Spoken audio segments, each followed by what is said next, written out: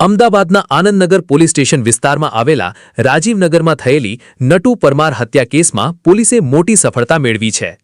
Anandnagar police અને zone 7 એલસીબીએ Banaskantha local પોલીસની મદદથી 3 આરોપીઓને ઝડપી પાડ્યા છે. પોલીસે મુખ્ય આરોપી હસમુખ વાઘેલા, કાંતિ ઉર્ફે કનુ ઉર્ફે લીલી વાણા અને ભાવેશ પરમારની ધરપકડ કરી છે, જ્યારે ચોથો આરોપી કેતન ગડચોટ હજુ ફરાર છે, જેને ઝડપી પાડવા પોલીસ દ્વારા તજવીજ હાથ ધરાઈ છે. પ્રાથમિક તપાસમાં સામે આવ્યું છે કે મૃતક નટુ પરમારના પુત્ર કૌશિકના લગ્ન માલવિકા સાથે થયા હતા. દાંપત્ય જીવનમાં ચાલી રહેલા વિવાદ અને ગર્ભપાતની ઘટનાને લઈને બંને પરિવારો વચ્ચે વારંવાર ઝઘડા થતા હતા. માલવિકા આરોપી હસમુખ વાઘેલાની ભાણેજ થતી હોવાથી મામલો વધુ ઉગ્ર બન્યો હતો. આ જ અદાવતમાં આરોપીઓએ નટુ પરમાર પર દંડા અને પાઇપ વડે જીવલેણ હુમલો કરી હત્યા કરી હતી. હત્યા બાદ આરોપીઓ બનાસકાંઠા ભાગી ગયા હતા અને રાજસ્થાન ફરાર થવાની તૈયારીમાં હતા. પોલીસથી બચવા માટે તેઓ રસ્તામાં મંદિરોમાં રોકાતા હોવાનું પણ સામે આવ્યું છે. હાલ પોલીસે 3 આરોપીઓને ઝડપી પાડ્યા છે, જ્યારે ફરાર આરોપીની શોધખોળ તેજ કરવામાં આવી છે. રિપોર્ટર શરીફ ઘાચી, અમદાવાદ. તારીખ 2/5/2026 ના રોજ આનંદનગર પોલીસ સ્ટેશન વિસ્તારમાં જીવરાજ બ્રિજના નીચે બાપા સીતારામ મોબાઈલ સ્ટોરની આગળ એક ઈસમ નટુભાઈ પરમાર કરીને એની 4 ઈસમોને લોખંડની પાઇપ અને લાકડીથી માર મારીને હત્યા કરી દીધેલ હતી. અને તે પછી આનંદનગર પોલીસ સ્ટેશનમાં હત્યાની એફઆઈઆર નોંધાયેલી હતી.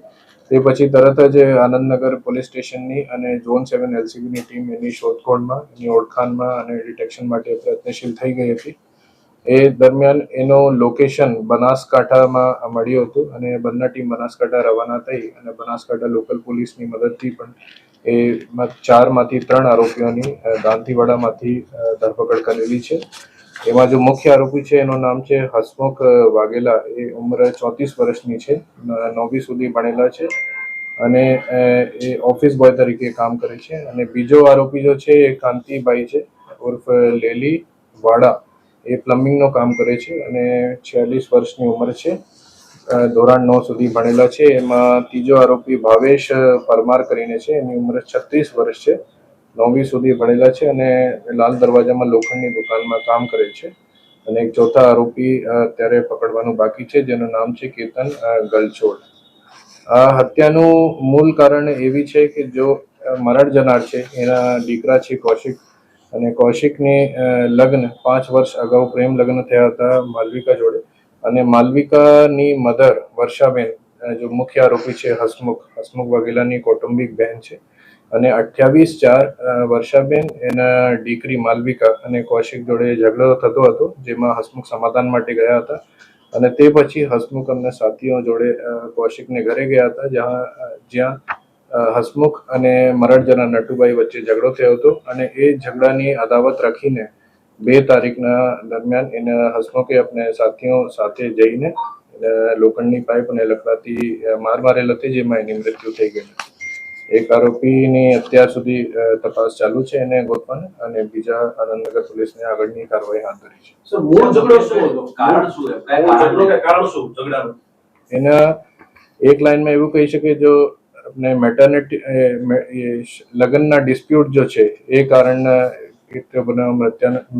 હત્યાના બનાવનો મુખ્ય કારણ છે, જેમાં વર્ષાબેનની દીકરી માલવિકા અને કૌશિક એનો હસબન્ડ એને વચ્ચે ડિસ્પ્યુટ ચાલતા હતા. અને 6 મહિના અગાઉથી ડિસ્પ્યુટ એમાં શરૂ થયેલા હતા. અને એ ડિસ્પ્યુટ આગે કરીને વર્ષાબેનના ભાઈ હસમુખ અને કૌશિકના ફાધર મરણ જનાર નટુભાઈ એ વચ્ચે એટલા મોટા થઈ ગયા.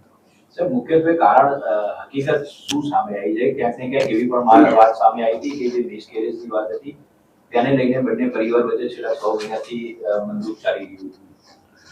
હસબન્ડ વાઇફ વચ્ચે મનદુખ ચાલતા હતા અને 6 મહિના અગાઉ પણ મિસકેરેજના એક બનાવ બનેલા હતા, જેના કારણે સમજાવ અને સમાધાન માટે પર પ્રયત્ન ચાલતા હતા.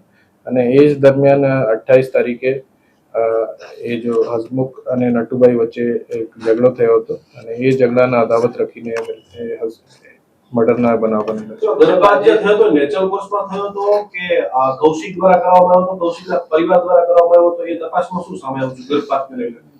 અત્યાર સુધી પ્રાથમિક માહિતી મિસકેરેજની છે અને આગળની તપાસમાં ચાલુ છે. સેવા હસમુખ અન્ય આરોપીઓને લઈ આવ્યો હતો, કોઈ લાલચ આપીને લાવ્યો તો મિત્રતાના ભાવથી આયા હતા કે કેવી રીતે આયા હતા? એમાં જો એક આરોપી અત્યારે પકડવાના બાકી છે, એ એની ફોઈના દીકરા છે અને બીજા બે એના મિત્ર છે. સાહેબ, આ લોકો ફરાર ક્યારે થયા, કઈ રીતે થયા, કયા માધ્યમથી થયા અને હત્યા કરવા માટેનું નક્કી ક્યારે થયેલું આ લોકો વચ્ચે? એ અહીંયાથી બે આપની બાઇક જોડે અહીંયા આવ્યા હતા અને એ બાઇક કરીને પછી ઉબરથી એ રાણીપ વિસ્તારમાં ગયા અને ઉબર કરીને તે પછી એ બસ કે બીજા માધ્યમથી બનાસકાંઠાના જો મૂળ ગાંવ છે ત્યાં ફરાર થઈ ગયા હતા. અને એનો આગળનો મોટિવ એવું છે કે રાજસ્થાન જઈને કદાચ ત્યાંથી આગળ ફરાર થઈ જાય એવી એની માનસિકતા છે. સાહેબ, મંદિરે કઈ ગયા હતા કોઈ? આ મંદિરે છુપવા માટે અને પોલીસથી બચવા માટે મંદિરો વિસ્તારમાં જુદા જુદા નાના ગેસ્ટ હાઉસ હોય છે, તેમાં એ પોલીસથી ગિરફથી બચવા માટે ત્યાં ગયા હતા. સાહેબ, હત્યા જ કરવાનું નક્કી કર્યું હતું કે માત્ર સબક શીખવાડવાનું નક્કી કર્યું હતું? એ અત્યારે કન્ફર્મ નથી કે કહી શકાય, બટ જે મેને માર મારેલી હતી એના હત્યાના મોટિવ સ્પષ્ટ થાય છે.